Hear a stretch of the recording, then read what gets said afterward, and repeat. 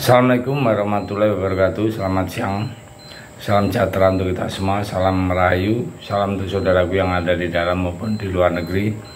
Semoga sehat selalu, yang sakit mudah-mudahan cepat sembuh, dan yang beraktivitas mendapat rezeki yang banyak dan berkah, amin.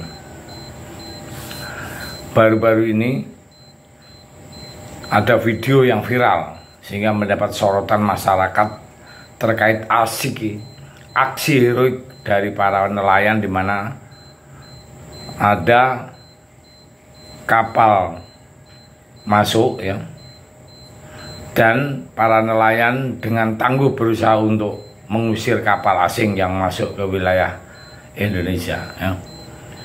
Video viral dari aksi heroik nelayan ini memiliki durasi 30 detik yang telah banyak diunggah kembali oleh beberapa akun sosial media, salah satunya yaitu akun Twitter @pcl.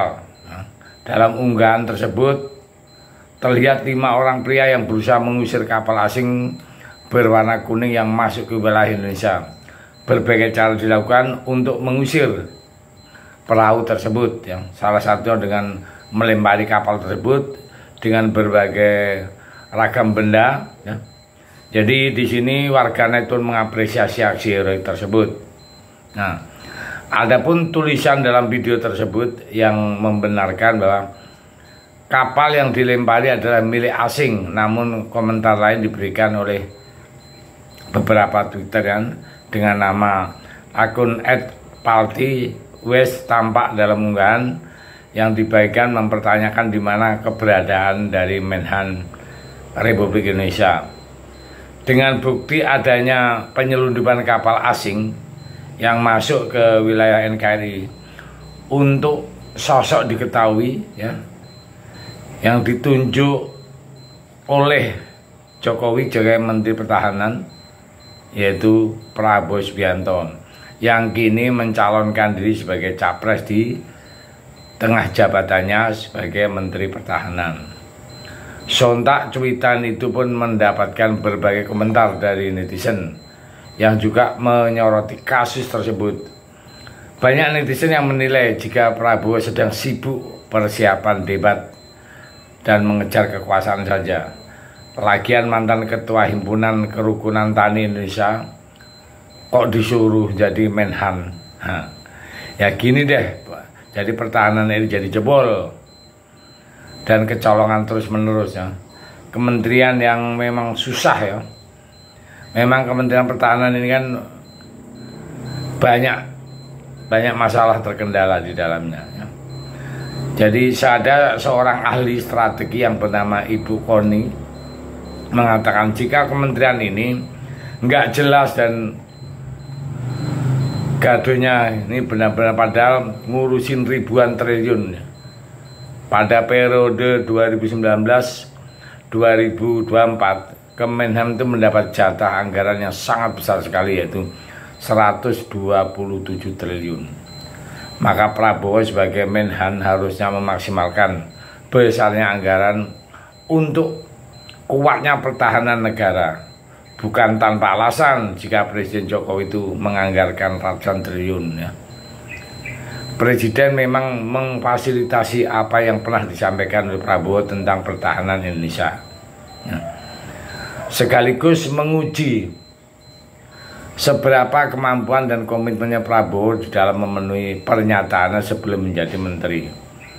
Bisa pula diartikan inilah tantangan awal yang harus Prabowo lakukan, tapi ternyata kok gagal total juga. Prabowo itu seperti tidak ahli di dalam mengemban posisi menjadi Menteri Pertahanan.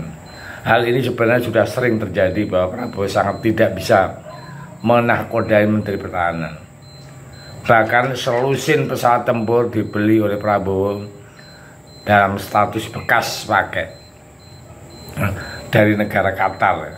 Catat ya, bukan dari produsen Mirage dari Prancis, tapi dari negara lain yang sudah bosan dengan pesawat jenis itu kan. Kemungkinan sedang memperbarui koleksi di pesawat tempurnya ya negara Qatar, makanya dijual. Dan celakanya pesawat tersebut dibeli dengan harga yang fantastis yaitu 1 triliun 1 biji ya. Mari kita tarik ke belakang kronologi pesawat Mirage. Pada tahun 2009 negara Qatar itu sempat menawarkan hibah salah satu skuadron pesawat tempur Mirage ke Indonesia. Saat itu Menteri Pertahanan jabat oleh Yuwono Sudarsono dan Prabowo masih jadi cawapresnya Megawati. Hibah atau gratian tersebut ditolak oleh Yuwono dengan alasan mahalnya biaya pemeliharaan dan suku cadangnya. Hibah ditolak, sekarang Prabowo justru membeli dengan menyisakan persoalan yang sama terkait pemeliharaan dan suku cadang, plus usia pesawat yang sudah semakin ujur. Ini sebuah keputusan strategis pengadaan alutsista, setidaknya didasari pada visi misi ya. Tidak ditemukan alasan visi misioner dalam diri Prabowo. Lebih lagi visi misi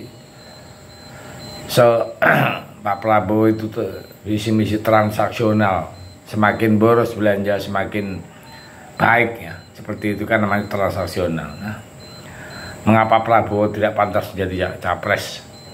Jangankan jadi capres, menjadi pertahanan saja dia tidak bisa. Bagaimana menurut Anda semua ya? Karena apa?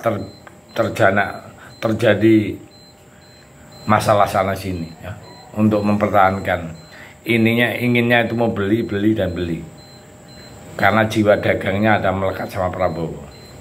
Maka dari itu dengan kasus yang baru terjadi ini ya, ini adalah pukulan telak bagi Prabowo. Kenapa? Sementara dia sibuk pencapresan, kita kebobolan, malah justru rakyat jelata yang menghalau kapal masuk. Ini sangat memalukan, ini sangat menampar muka Prabowo.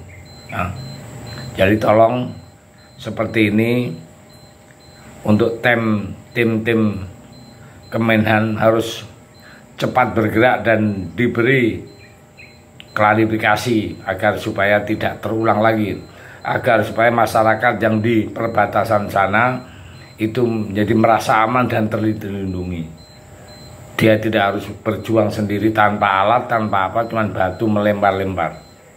Ya, saya pikir itu mudah-mudahan informasi ini bisa untuk kita mereferensi pemilihan capres ke depan. Dalam beberapa bulan lagi kita sudah nyoblos. Terima kasih. Merdeka.